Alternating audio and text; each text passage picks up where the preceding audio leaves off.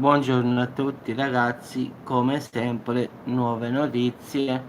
Stavolta ha sbagliato la NASA che ha preso fischi per fiaschi. In effetti loro avevano previsto l'arrivo di un asteroide e non avevano dato peso alla situazione, sarebbe disintegrato entrando nell'atmosfera terrestre. Questa notizia è arrivata dopo tanto tempo, in effetti non è di oggi. In effetti il 22 giugno scorso un asteroide grande come un Audi di 5 metri è caduto sopra il cielo dei Caraibi. Il 22 giugno, ragazzi, generando una potenza più o meno approssimativa, diciamo, alle 5 tonnellate di TNT. Loro avevano già individuato l'oggetto, però avevano detto che era piccolissimo, quindi qual era il problema? Si sarebbe disintegrato strada facendo.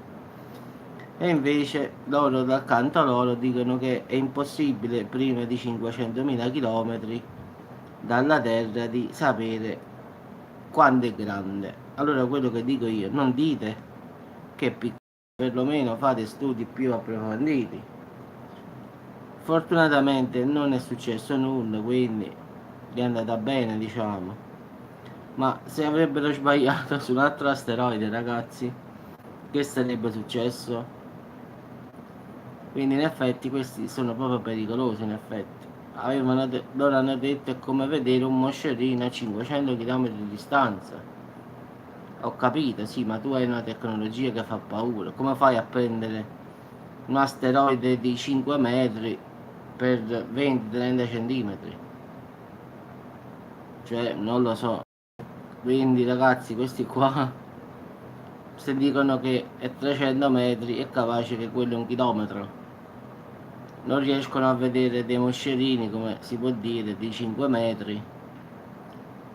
Secondo me, quando dicono 300 metri, fai per 3, quella è la verità forse. 30 centimetri, poi era 5 metri. Ciao Giovanni, buona domenica pure a te. Quindi ragazzi, come sempre, come ho sempre detto, non li ho mai creduti e mai lo farò, perché vedete, stesso loro sbagliano, stesso loro a fare i calcoli, figuriamoci. Fra sbagli di calcolo e bugie, qua è una bomba a orologeria alla NASA. Quindi diciamo che sbagliare 30 centimetri per 5 metri, non è che hai detto vabbè, io ho detto 30 e quello era 40. Come se dico 1 chilometro e poi sono 10. Come hai fatto a vedere 1 chilometro? Però fortunatamente non è successo nulla, come sempre la notizia arriva dopo tanto tempo.